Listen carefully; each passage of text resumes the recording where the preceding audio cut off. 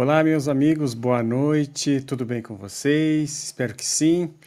E estamos no quarto programa já, né, do Setembro Amarelo com a doutora Marlene Venâncio da Silva, que sempre está conosco aqui trazendo o seu conhecimento de mais de 38 anos de experiência, além da vivência na parte da psicologia, também no espiritismo, né?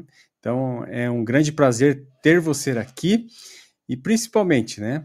Deixa eu chamar ela já aqui na live para a gente poder conversar e mostrar, né, a nossa caminhada até aqui, porque são 5 programas, todas as terças-feiras, às 20 horas. Deixa eu dar boa noite para Marlene. Boa noite, Marlene, tudo bem? Boa noite, Rodney. Boa noite a todos. Aqui estamos nós, mais um dia de aprendizado, e não é só o que a gente está passando, mas o que a gente está aprendendo também. Estou muito feliz em estar aqui. Muito bem. Conforme no programa número 3, então a gente vai. Olha só, tem efeitos especiais aqui. Olha aqui, viu? Já mudou. Então, lembrando você, então o primeiro conteúdo que foi na primeira terça-feira, que é o Setembro Amarelo Especial 01, a Marlene trouxe aqui a abordagem, né, entendendo e aprendendo a lidar com a depressão. É importante que vocês visitem esse conteúdo, tá? Aí o próximo conteúdo que também foi apresentado, que é o segundo, é a depressão na infância, como prevenir, identificar e tratar, tá? Então também tem aqui, já é diferente do primeiro, tá? Tem uma visão geral, aqui é especificamente na criança, principalmente para a gente identificar, prevenir e tratar, tá? E o que também aconteceu com a questão dos jovens, né? Depressão na adolescência, quais são os fatores, né? A prevenção, também o tratamento e a valorização da vida. Daqui a pouco a gente vai dizer qual é o tema dessa noite. Mas a gente fez essa recapitulação para que você entenda que a gente está depositando esses conteúdos que ela elaborou, justamente de uma amplitude geral, e aí falando sobre as fases das nossas vidas, né? A infância, a juventude e depois agora vai ser o adulto. E nós prometemos que na número 3 nós íamos apresentar duas tabelas, tá? Então eu vou pedir para a Marlene explicar essas duas tabelas que eu vou apresentar agora na sequência. Exatamente, Rodney. Essas tabelas, elas são muito importantes porque o que nós vamos prevenir aqui ou tratar vai prevenir a vida toda, até na vida adulta. Caso apareça algum sintoma, algum problema na infância, ele vai repercutir lá na vida adulta. Então, é importantíssimo que se avalie a criança para a gente não achar que é manha, para a gente não achar que é birra, para a gente falar é frescura, ou para a gente falar o que passa, né? Então, aqui esse quadro é para observar a criança 1, 2 semanas, e aí, no ladinho, onde tem um quadradinho, a criança teve, ali naquela semana, durante o dia, ela teve mudança de humor, tristeza frequente, irritabilidade, coloca lá um tiquezinho. Se não teve, coloca um xizinho. Perda de interesse em atividades antes prazerosa, alteração no sono, alterações no apetite, cansaço ou falta de energia. Então, vai olhando, observa a criança no dia a dia e, 1 vez por semana, preenche esses tópicos. Vá preenchendo para que vocês possam identificar se ela apresenta 2, 3, 4 mais desses sintomas, para vocês se atentarem e levar para uma avaliação, ou num neurologista, ou num psicólogo, ou num psiquiatra, mas para se tratar precocemente. Passa o outro, Rodney, faz favor. Então, aí, olha, as ações imediatas, né? Marque quando elas foram realizadas.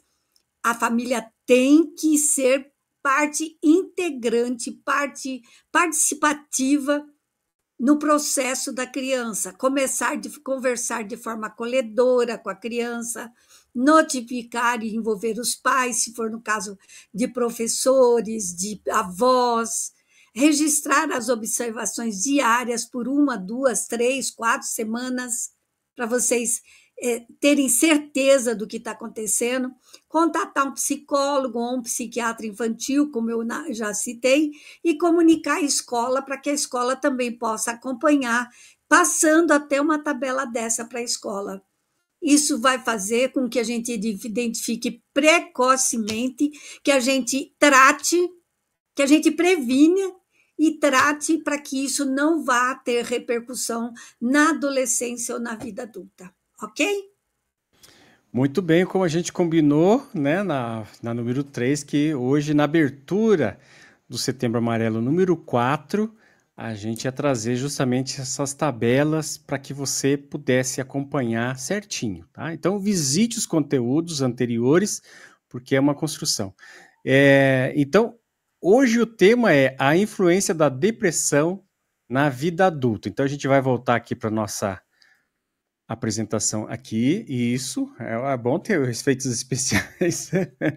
Então, agora é na vida adulta, mas muito bem lembrado pela Marlene. Aquelas duas tabelas a gente começa a observar na infância, mas adapta também para a questão do adolescente e do adulto, tá, gente? Então, eu acho isso muito bacana. Outro detalhe, Marlene, que Setembro Amarelo sempre traz assim, não, é tudo conteúdo no Setembro Amarelo, tá? Mas é porque assim é para lembrar a gente, né? Porque a gente tem uma distração muito grande. Então é no Setembro Amarelo que a gente traz os conteúdos, mas o ideal é que esse material seja consultado em qualquer época do ano, porque é uma informação relevante para o ano todo. Então não é só o Setembro Amarelo. Então sua instituição pode aqui usar esse material para conversar com o público, passar no telão, né, nos grupos de apoio, que vai servir justamente de orientação. Quero agradecer a você, meu amigo, minha amiga, que quando a gente posta lá no Facebook, né, eles também estão ali multiplicando a informação, tá? Eu escutei um miadinho porque a Marlene tem uma gatinha lá que faz companhia para ela. E a gente já comentou sobre isso, né, Marlene? Que tem que ter um petzinho para quem mora sozinho. Ah, com certeza. Se ela tiver vontade de dar o ar da graça de aparecer na live, não se preocupe, o pessoal também tem os seus bichinhos de estimação, tá? Olha, ó, já tá dando o ar da graça. Pega ela quer aparecer. Aê! Olha lá, ela é parecida com o Frajola. Parecida com o Frajola. Viu como sossegou porque apareceu na live? Ela é portuguesinha. Como é que você trouxe ela de lá? Na gaiola, no meu pé. É? Não tem restrição? Não tem. Ah, que bom. Então tá bom, Marlene. Então agora eu vou ficar quietinho para você poder dar sequência aí no programa de hoje, tá bom? Tá ok, obrigada, Rodney. Então, boa noite a todos. Vamos fazer uma reflexão profunda, uma reflexão psicológica, e de acordo com a doutrina espírita, segundo Allan Kardec, da influência da depressão na vida adulta. Como o Rodney falou, nós já falamos na infantil, no conhecimento de conhecer e identificar o que é a depressão, e na adolescência, agora vamos para a vida adulta, que nós temos casos gravíssimos de depressão de pessoas que já não têm mais utilidade da vida, que não quer viver mais, que dão fim à própria vida porque acham que vão aliviar a dor, e nós vamos falar disso também na visão espírita. Então, nós vamos estar abordando a depressão e a influência dessa depressão na vida adulta, especialmente quando leva o ser humano a perder o sentido da vida, e perde, viu, Rodney? Perde. E até a desejar encerrar essa própria existência. Então, a depressão, na verdade, ela é considerada pela psicologia uma das doenças mais impactantes, mais graves na atualidade. E ela afeta milhões de pessoas no mundo inteiro. E se nós falarmos do ponto de vista clínico, a gente sabe que ela altera a forma como o indivíduo percebe a si mesmo, que altera a forma com que o indivíduo percebe os outros e a vida. Ele perde totalmente o foco do como ele era. Ele passa a ter uma visão própria desse sentido dele saber, de perceber a si mesmo, de perceber os outros e a vida, ele desconecta totalmente do mundo para se conectar em embotamento, fecha numa gaiola e ele tem a própria percepção, que é sempre negativa. Então, isso é muito importante que as pessoas saibam. Já na visão espírita, que nós vamos abordar também um pouco mais lá na frente, a gente encontra que Allan Kardec, na codificação espírita, e ensina que a compreensão do sofrimento humano traz luz sobre as causas espirituais. A compreensão do sofrimento humano. Então, nós temos que aprender a entender. E para nós termos essa compreensão das causas espirituais, morais, existenciais, que pode estar relacionada a essa dor, nós temos que acolher, nós temos que entender o ser. Nós temos que ir dentro do nosso interior e aprender o amor integral, o amor incondicional. E isso nos ensina no Espiritismo. Como acolher, como amar, como não julgar, como não ter preconceito, como não discriminar. Tudo isso nós aprendemos de uma forma global no Espiritismo, que vai ajudar com que a gente possa acolher esse ser, porque muitas vezes a dor da família é tão profunda que a família nega, a família trata mal, a família fala que a pessoa não tem força de vontade, que a pessoa não se esforça, porque a família não ama, a família ama, mas a família já fez tanta coisa, que ela acaba desistindo. Então, com a ajuda espiritual, e não só do Espiritismo, eu e o Rodney, nós sempre enfatizamos qualquer religião. Né, Rodney? Qualquer religião. Isso, qualquer religião mesmo. Sempre tem o apoio. Exatamente. As orações, a reza, a missa, o culto, a evangelização, a escola dominical, o crisma, a catequese. Não importa, gente, nós precisamos de uma base, de um alicerce em alguma coisa que a gente possa se apegar. Aí vocês falam, mas o meu adolescente não acredita em Deus. É porque ele já desanimou, porque todo mundo fala tanto, que esse Deus para ele se torna um Deus punitivo. Ele não acredita em Deus, mas ele cita, ele descreve algo grandioso, algo fascinante. Na cabeça dele, ele descreve um mundo magnífico, que na visão dele é o meu Deus. Eu falo para eles, você está descrevendo o meu Deus, mas como você é muito cobrado disso, você acaba negando o nome Deus, mas você está na mesma proporção, na mesma faixa vibratória. E aí a doutrina trata, o evangélico trata, gente, nós não temos nada lá diferente. Nós não temos rituais, nós temos, igualzinho, tanto que eu fui evangélica por 30 e poucos anos e sou espírita há cerca de 35, 38 anos, não tem nada de diferente. A única diferença é que nós acreditamos na reencarnação e na vida após a morte. Então, esse conhecimento que nós estamos passando aqui é para todas as religiões. Então, vamos voltar ao tema para a gente ver na perspectiva psicológica. Vamos falar um pouco na visão da psicologia. O que compreende a depressão na visão da psicologia? Aí nós vamos estudar os fatores biológicos, os fatores sociais, familiares e emocionais. Eu quero que vocês prestem atenção e que vocês leiam de novo para que vocês internalizem e entendam o que é a depressão. Eu acho que em cada família, porque isso foi previsto pela ciência, que no terceiro milênio, nós teríamos um ou mais depressivos em cada família. Então, todos nós vamos enfrentar isso. Então, nós temos que conhecer o que nós estamos enfrentando. Então, vamos ver no fator biológico. No fator biológico, tem as alterações químicas no cérebro, tem especialmente nos neurotransmissores, que eu botei lá na frente, que eu amo o neurotransmissor, então eu botei para apresentar para vocês os neurotransmissores, como a serotonina, dopamina, noradrenalina, que vão fazer o quê? Regular o humor, o sono, o prazer. Se esses neurotransmissores estão desestruturados, estão com problema, então vai agir exatamente no humor, no sono, no prazer.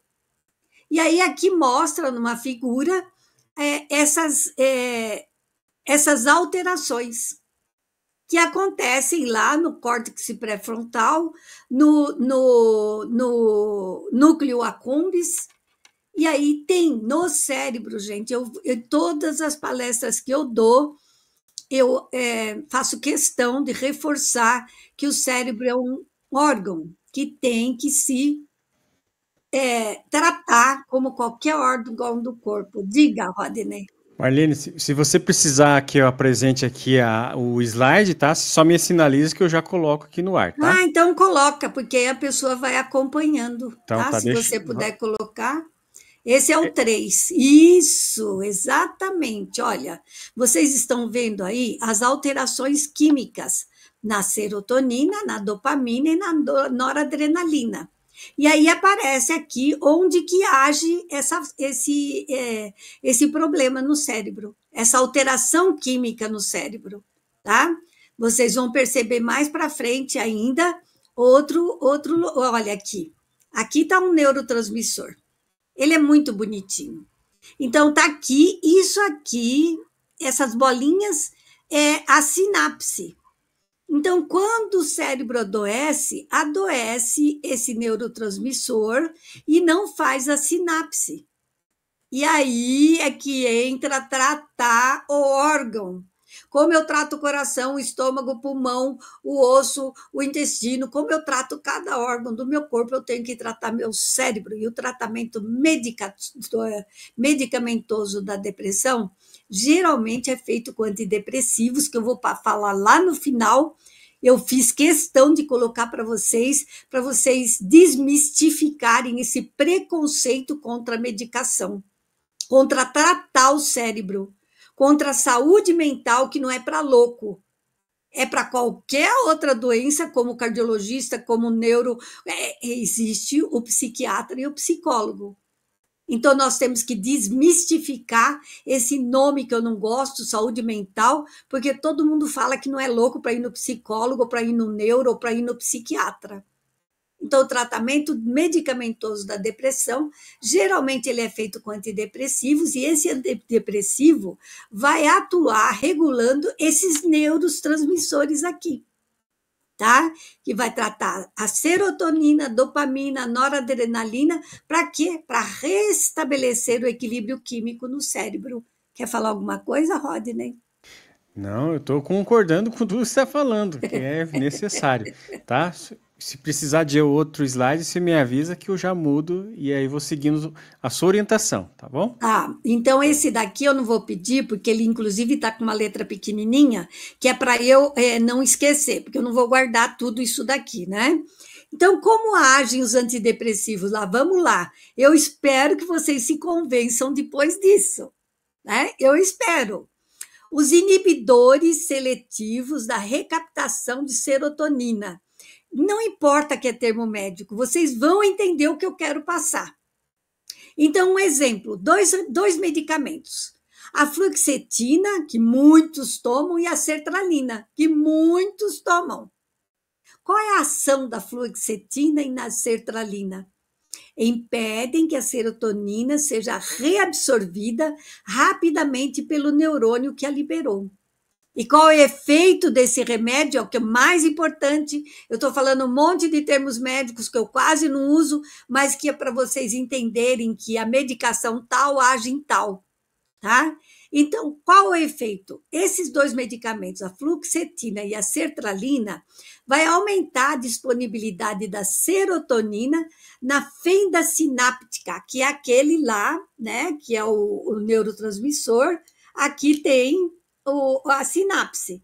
Então, vai aumentar essa disponibilidade da serotonina na fenda sináptica e vai melhorar o humor, vai reduzir os sintomas depressivos. Entenderam? Por que é importante tomar medicação? Até que o médico diminua ou os miligramas, ou a dosagem, ou até retire. Mas precisa ser tratado. Nós vamos falar no fator psicológico lá na frente, que tem que ser os dois paralelos. Porque não adianta eu tratar o órgão, a causa, se eu não tratar o efeito. Né? O que gerou essa depressão? Aí na psicologia vai tratar o que gerou, para não acontecer mais. Nós podemos eliminar a doença. E aí os inibidores de recaptação da serotonina e noradrenalina, o venlafaxina e o duloxetina. Olha, que a gente é trava-língua, como você falou lá na apresentação. É verdade.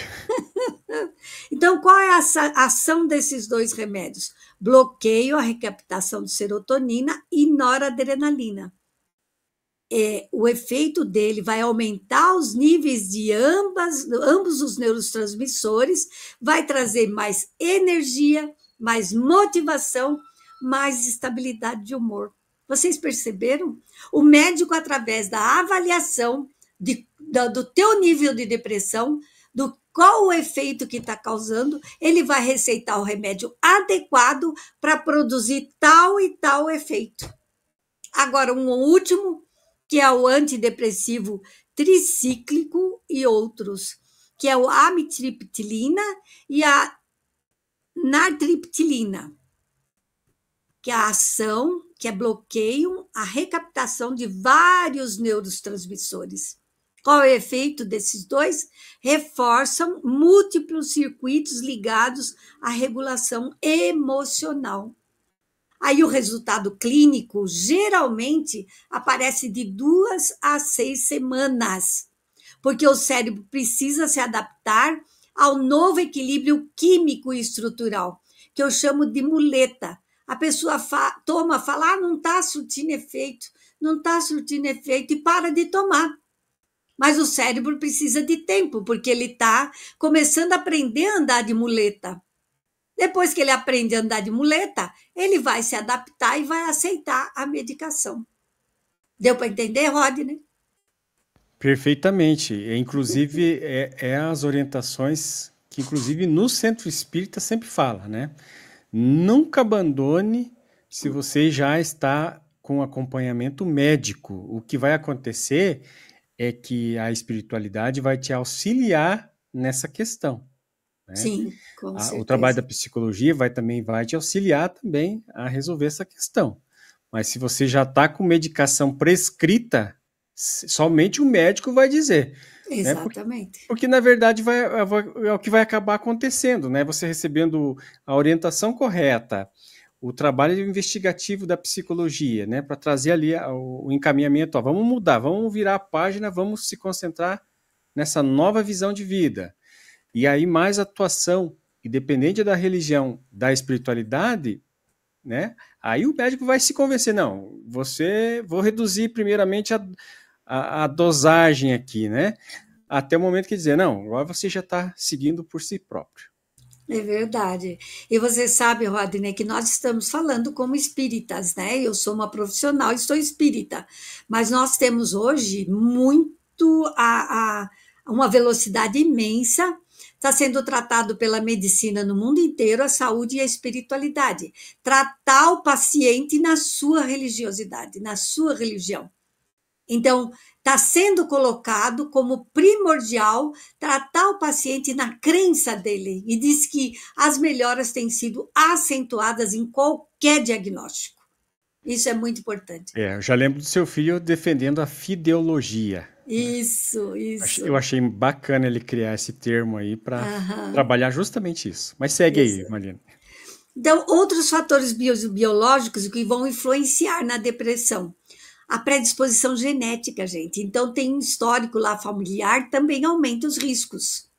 Ah, então, o avô era, a avó era, o pai era, a mãe era. Aí tem essa predisposição genética. Tem as alterações hormonais, que muitas vezes a gente vê depressão pós-parto, né? Ou então uma alteração na tiroide. Isso também pode ser um fator biológico que desencadeia a depressão. Doenças crônicas, o uso de alguma medicação também pode favorecer quadros depressivos. A pessoa recebe um diagnóstico de câncer ou alguma outra doença que limita demais da conta a pessoa, um acidente que mobiliza a pessoa, deixa a pessoa numa cadeira de roda, também são fatores que desencadeiam, fatores biológicos que influenciam na depressão. O impacto na autoestima, na motivação, na capacidade de lidar com os desafios na vida adulta, do jeito que nós estamos hoje, a tecnologia nos engolindo, as coisas numa velocidade que nós já estamos no dia 23 de setembro, pensa bem, não dá para acompanhar mais isso. Então, esses impactos estão influenciando muito as pessoas, e as pessoas estão se deprimindo muito porque não conseguem mais acompanhar. E a alienação na tecnologia não está fazendo com que a pessoa se interaja, com que a pessoa aprenda a se relacionar, com que a pessoa tenha alegria de ter amigos, com que a criança não fique ali alienado no celular e o cérebrozinho dela que precisa de estímulo, que precisa de atividade motora, a área cognitiva em ação o dia inteiro, ela está ali alienada, não forma o cérebrozinho dela. Então, nós temos que pensar em tudo isso para que a gente mude para que isso não aconteça. E a necessidade também de tratamento, um fator biológico, de acompanhamento médico e psicológico. E os fatores sociais, as condições socioeconômicas desfavoráveis. Eu acho que é a pior de todas, né? Que isso daí acontece demais da conta, né? O desemprego, a pobreza, a falta de oportunidade. Pensa bem, gente, como deve ser difícil, né?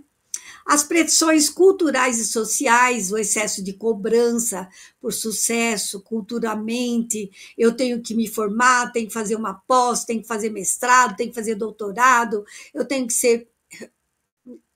São pressões, cobranças, padrões estéticos e reais, que hoje está levando as mulheres cada vez mais a buscar uma beleza que não existe nos padrões,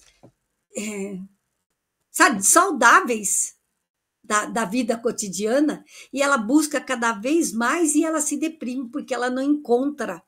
Quanto mais ela muda, mais ela perde a identidade, mais ela não se vê mais naquele corpo que ela modificou. Isso pode gerar depressão, comparação constante nas redes sociais, a exclusão social, o preconceito, a discriminação, a violência, guerras, e instabilidade social. Tudo isso são fatores sociais que podem desencadear e de forma grave a depressão, que tem levado milhões de pessoas a desistirem da vida. Por isso que esse nosso trabalho está sendo feito no Setembro Amarelo. E os fatores familiares? Esse, gente, é muito importante. Eu dou muita ênfase ao fator familiar, porque nós temos que reestruturar a nossa família, principalmente repensar o uso da tecnologia. Ela é ótima. Acabei de falar para o Rodney que eu vou sair dessa vida já pronta para voltar para a próxima vida com uma tecnologia bem elaborada, né, Rodney? Verdade. Eu sei muito bem o que você está dizendo, porque quando eu era pequeno, para encher 2 tanques de roupa, a gente usava o balde no poço. Aí eu sei o quanto é bom tecnologia. Ai, como é! Exatamente. Então, as relações familiares marcadas por conflitos, que isso Olha, se a gente for fazer uma estatística, isso acontece, não sei dizer, não sei, a maior parte das famílias. Porque o corre, tecnologia, não dá tempo de olhar nos olhos, não dá tempo de conversar, não dá tempo de dialogar, não existe diálogo, né? Falta de diálogo, os vínculos frágeis, porque não existe afeto, carinho, não existe ouvir o outro com empatia. Então, as relações familiares conflituosas geralmente desencadeia a depressão. Histórico de abandono, e abandono não é só abandonar a criança na rua. Abandono é deixar a criança sozinha no quarto. Abandono é ficar vendo a televisão o tempo todo e não conversar. Abandono é eu não ouvir a criança. Abandono é eu deixar a criança no celular para ela não me dar trabalho. Isso também é um histórico de abandono, de rejeição, de negligência. E abuso também, né? E abuso também existe em várias faces. Não só o abuso físico, a violência física, a emocional. Também existe a violência emocional, que é também aceita pela lei. A perda de entes queridos também, sem o suporte emocional adequado, também pode acontecer. A pessoa sente demais e fica deprimido. Ambientes muito críticos, ambientes autoritários, ambientes poucos afetuosos, isso também pode enfraquecer a autoestima. Então, esses são os fatores familiares. E os fatores emocionais e psicológicos. Emocionais e psicológicos. Traços de personalidade como a pessoa que é perfeccionista, baixa autoestima, autocrítica, é muito acentuada. São pessoas que têm uma predisposição a desenvolver a depressão. Também como fatores emocionais e psicológicos, a dificuldade de lidar com perdas e frustrações. Isso pode fazer com que a pessoa desenvolva uma super baixa autoestima e que também desenvolva a depressão. Experiências traumáticas que não foram elaboradas, violência sexual, violência emocional, bullying, rejeição, também são fatores emocionais e psicológicos. O sentimento de vazio é aquilo que eu busco, aí eu vou para o celular, eu vou para o computador, eu vou buscar a tecnologia como uma forma de fugir. A tecnologia hiperacelera meu cérebro, que é uma previsão da doença mais grave que a depressão, é a hiperatividade cerebral. E aí, esse sentimento de vazio que nunca é preenchido, a falta de esperança, a falta de sentido na vida. E aí nós entramos com a crença, a religiosidade, a esperança e a fé, para que essa pessoa aprenda a ter sentido na vida. E na psicologia, esses fatores, eles não atuam isoladamente. Geralmente a depressão, ela surge da interação entre a biologia, entre o ambiente familiar, entre o mundo interno, e vai variar de pessoa para pessoa. Porque nós trazemos características já também de vidas anteriores. Nós trazemos pendências que em certa idade vai vir à tona para que a gente elabore. Então nós temos vários fatores que vão influenciar do quando surge a depressão, como ela surge, em que intensidade ela é, se ela é leve, esporádica, se ela é grave, se ela leva a pessoa a desistir da vida. Então, tem vários fatores que influenciam a depressão aí nesse momento. E na visão espírita, vamos ver agora, de acordo com Allan Kardec, lá no Livro dos Espíritos, ele questiona os espíritos sobre o sentido da vida, sobre a dor, as provas e as consequências das pessoas desistirem de viver. E lá na doutrina espírita nos mostra que a vida, na verdade, é uma oportunidade valiosíssima de aprendizado, de progresso, de evolução, de autoconhecimento, mesmo quando a gente passa pelas piores dores, passa. Tudo passa. Nós temos vários desafios e obstáculos durante a vida que a gente roga a Deus forças para vencer, mas só vai passar quando chegar a hora certa. Então, a doutrina espírita, ela nos mostra essa oportunidade de que eu estou tendo essa dor, é uma forma de eu aprimorar, amadurecer o meu espírito.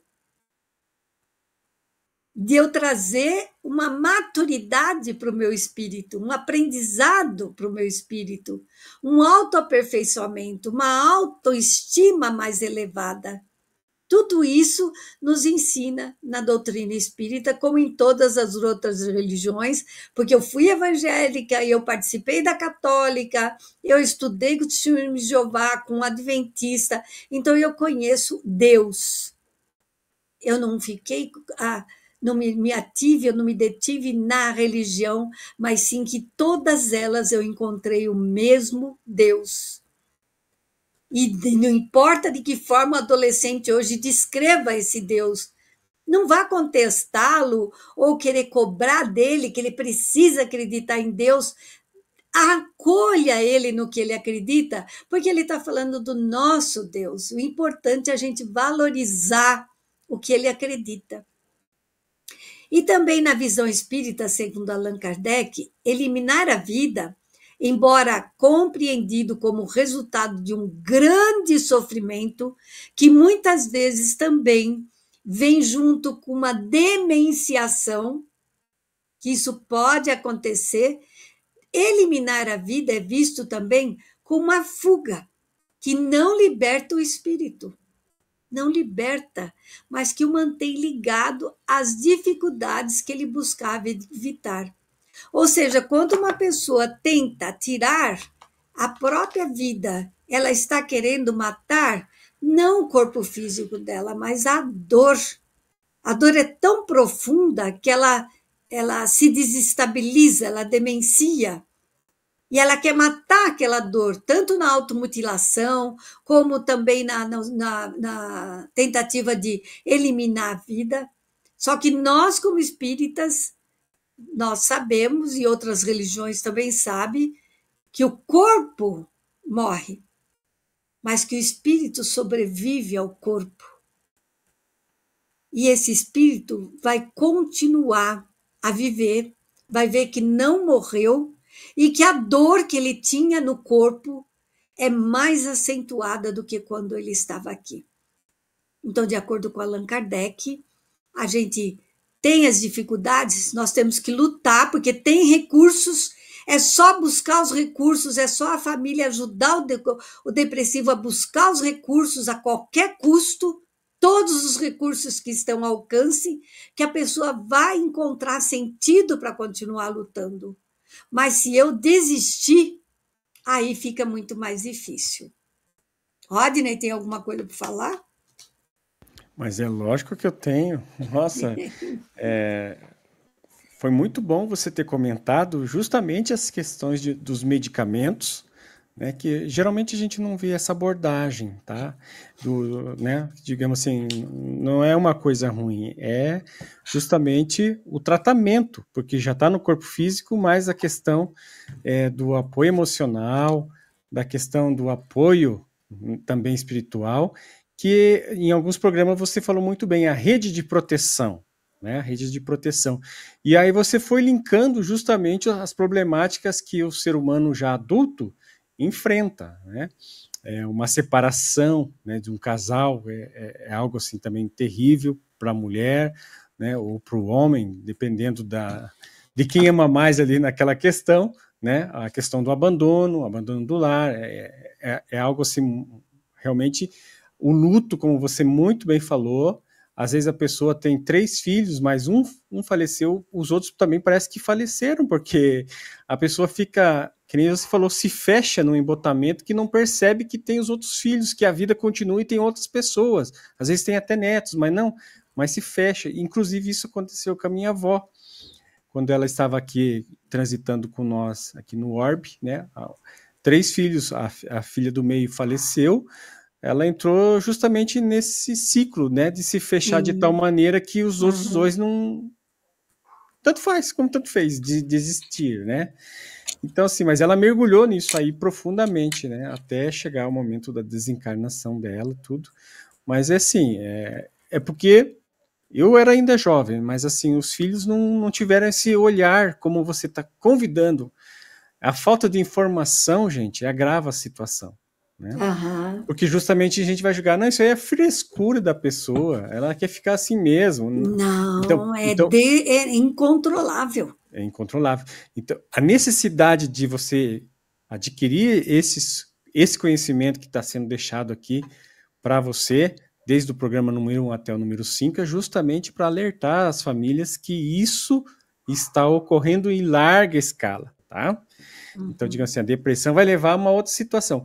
Marlene, eu quero trazer também o seguinte, Andrea Cleans. Ah, minha amiga. Exatamente. Então, quando eu apresentei para ela um filme chamado Solitude, a gente criou, até o produtor falou assim, ó, criem debates sobre esse filme, passa para a comunidade e depois façam o debate. E o bom é que ela é uma psicóloga como você, e aí ela trabalhou alguns temas importantes. E a quem assiste o filme Solitude, eu vou deixar na descrição, depois que você assiste a live, tem a descrição que você olha lá, vou deixar o link desse filme, desse filmete, para que você na casa espírita ou em qualquer instituição religiosa, né, no bairro, ou você que trabalha com esses grupos de apoio, possa assistir. Eu lembro muito bem que a gente foi em Araucária, Marlene, e aí a gente passou o filme. Daí ela começou a falar sobre os detalhamentos, os sinais. A pessoa era acostumada a levantar cedo, abrir a janela, olhar o dia lindo, se estiver chovendo não tem problema nenhum. Aí trocou por aquela questão de ficar no escuro, tudo fechado, já levanta mais tarde, já não cuida da aparência, né? Então, assim, os sinais são visíveis. A gente que às vezes está tão distraído que a gente não percebe que a pessoa do lado está passando por isso, né? E no filme retrata isso. Aí foi feita uma dinâmica. Todo mundo fecha os olhos, apenas o pessoal que está na casa espírita lá, que ficaram assim no entorno da plateia, ficaram observando todo mundo. Ela pergunta assim, quem já pensou em desistir da vida, levante a mão. Aí as pessoas levantaram a mão e o pessoal rapidamente foi identificando. Depois, quem já tentou? Aí ergueram a mão mais alguns poucos lá, né? Com os olhos fechados. Com os olhos fechados. Então ninguém ficou sabendo um do outro, mas a equipe foi orientada para anotar e marcar em que lugar a pessoa está sentada ali para depois chamar para um atendimento fraterno personalizado. Tá? Então achei muito legal fazer esse tipo de movimento para identificar na própria comunidade, porque se você faz a palestra e não faz uma dinâmica, você não sabe.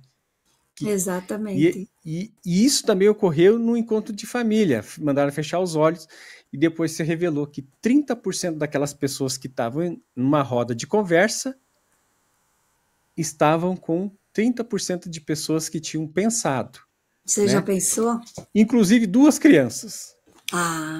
E que a mãe falou assim, eu e as minhas 2 filhas, eu já tentei 3 vezes, mas minhas filhas, elas pensam também nessa situação, e são pequenas, né? Já pensou? Então, assim, tudo isso acendeu esse alerta, então não é uma brincadeira, é algo muito grave, né? Muito grave, e tem que ser trazido aqui, além das questões espirituais. Aí uma questão, Marlene, que eu fiquei intrigado, eu fui recentemente num centro espírita, e a pessoa que dirige os trabalhos lá, ele já olha assim na pessoa e ele tem essa mediunidade e ele já pergunta para a pessoa, você já pensou, né? A pessoa já. Então ainda dá tempo da gente dar um apoio para você, porque existe uma dificuldade para quem já tentou. Isso é real Aham. mesmo, Marlene? Porque, digamos assim, é mais fácil ainda o tratamento para quem está só no pensamento do que aquele que já fez algumas tentativas? Eu acho que para mim é tão importante quanto. Para mim é tão importante quanto, Rodney, porque a gente tem que identificar e prevenir. E quando identificar que já tentou, tratar. Eu trago isso pelo seguinte, que como ele é um médium Sim, sim, ele tem essa predisposição orgânica de identificar, e ele sim. perguntou se tá, ele já identificou. Ele tem falado assim que as pessoas que já estão tentando já estão com espíritos, né, inimigos do passado já Sim. ali incentivando, Influenciando, né? influenciando muito forte, tá? Exatamente, Que ele exatamente. até explicou que depois da depressão, o próximo passo é a pessoa chegar ao ponto, De que desistir. a síndrome do pânico. Aham, Que daí o próximo da síndrome do pânico é dar cabo da existência. Então ele exatamente. explicou direitinho, e aí ele falou assim: ó, o tratamento espírita, né? Por isso que é bom estar no atendimento fraterno, Porque afasta as influências, né? afasta as influências, né? Então, digamos assim, tem a somatização, porque aquele negócio, baixou frequência, eles vêm, né? Vem, Eles vêm. vem. Então, de repente, algo acontece de tirar você do seu equilíbrio emocional. Por isso que a Marlene falou muito bem. Não é questão de saúde mental, é emocional. Porque assim que algo tira você, né, do seu emocional equilibrado para uma situação, aí que pode ser a brecha que a espiritualidade inferior, né, dos nossos inimigos do passado ou os oportunistas da nossa invigilância, para a É, gente permanecer muito tempo nessa questão, eles vêm e acabam complicando a situação, né, Marlene? exatamente, tá atrapalhando nossa vida, né? E, Perfeito. então tá, então damos a sequência aqui, falando da conexão entre a visão psicológica e a visão espírita. Na visão psicológica, a psicologia busca compreender e tratar a depressão no campo da saúde mental e emocional, né? No Espiritismo, amplia a visão para além da vida presente, quer dizer, a vida não acaba, a vida continua, trazendo esperança, trazendo consolo, trazendo entendimento sobre as causas profundas e o valor dessa nossa existência. Porque nós sabemos, nós acreditamos que nós vamos voltar.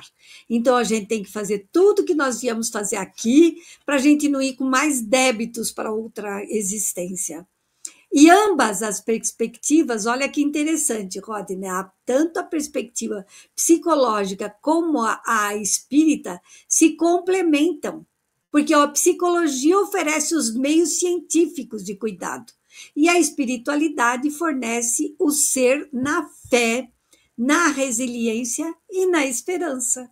Então, por isso que eu sou psicóloga e eu sou espírita psicóloga. Não tem jeito de separar mais uma da outra, porque os dois são muito parecidos. Então, para que a gente já vá caminhando para o nosso final, eu espero que todos possam refletir, principalmente sobre a valorização dessa vida, a valorização dessa oportunidade. E a depressão, na verdade, ela é uma realidade que ela merece acolhimento, tratamento e amor. Ela merece. E na visão espírita, a vida é sempre um bem maior, é sempre um dom de Deus. E essa visão nos convida ao aprendizado e ao progresso.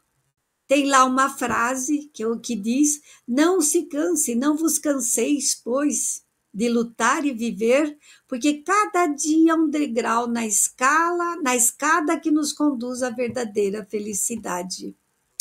E aqui, as áreas dos cérebros eu já mostrei ali na figura, então eu não preciso mostrar para vocês.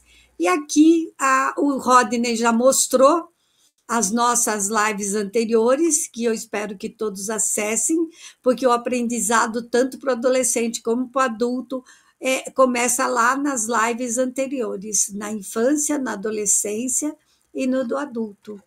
E aí nós encerramos, Rodney, a nossa live. Exatamente. Dá uma saudade, já está acabando. Falta só mais um, que é o quinto, mas de qualquer forma, eu acho que vai ser muito importante. Vai. As famílias acessarem, você que é um trabalhador espírita também pode acessar esse material, para que as casas espíritas também possam. Qualquer um pode acessar aqui esse conteúdo, porque ele é relevante em muitas informações. Como eu falei, nós já passamos por essa situação e não tivemos nenhum conhecimento, né? Passamos despercebidos, né? Olhos vendados, né? Nessa situação na época da minha avó, né? Então, se a gente tivesse essa informação, a gente tinha procurado uma ajuda, uma profissional, uma questão espiritual. Então, tudo isso caminha junto, como ela bem fechou aqui, ó. Tudo aqui é em conjunto, né? Essa rede de proteção e esse olhar mais atento a quem está à nossa volta, né? Primeiro dentro da família e fora dela também, né? Então que a gente possa perceber. Então o filme Solitude também tem esse olhar, viu, gente? Até o comerciante não tinha percebido aquela pessoa que sempre esteve no comércio dele tomando seu cafezinho. Ele não percebeu a mudança, mas assim, é importante essa nossa percepção do que acontece primeiramente conosco, quem está conosco e a quem faz parte ao nosso redor. Marlene, eu sou muito grato, assim, sabe? Foi, assim, providencial a gente fazer esse convite para você aceitar o desafio do Setembro Amarelo e você rapidamente já me trouxe 5 temas importantes para a gente trazer aqui na live especial e agradecer também não só o canal da Rádio Espírita do Paraná, a Conecta Espiritismo TV, pela oportunidade da gente também estar aí com o público de vocês, compartilhando esse material, tá? Pessoal, vocês podem copiar, podem colocar em outros canais, não tem problema nenhum, porque isso daqui para ajudar. É um programa de utilidade pública. E quando a gente fala que é de utilidade pública, já não nos pertence, pertence a toda a rede aí que quiser utilizar, tá? A gente não se preocupa com isso. A gente quer que a informação chegue aonde tem que chegar. E muitos dos relatos que nos chegam é que as pessoas que assistiram encaminharam. Assista aí, meu amigo, veja aí. E aí eles não sabiam que, de repente, aquela pessoa estava pensando nisso, de desistir da vida, ou pela falta de informação. Então, a gente recebe aqui testemunhos chocantes e muitos, assim, que nos indicam que nós estamos na direção certa, né, Marlene? Sim. Distribuir esse material, como ela falou assim, eu não posso sair daqui do planeta sem poder compartilhar, passar tudo que eu tenho guardado aqui como experiência de vida, tá? Isso foi uma coisa que eu pedi a Deus. Tá aí, ó, que foi dado. Marlene, muito obrigado e até a próxima terça-feira. Até a próxima terça.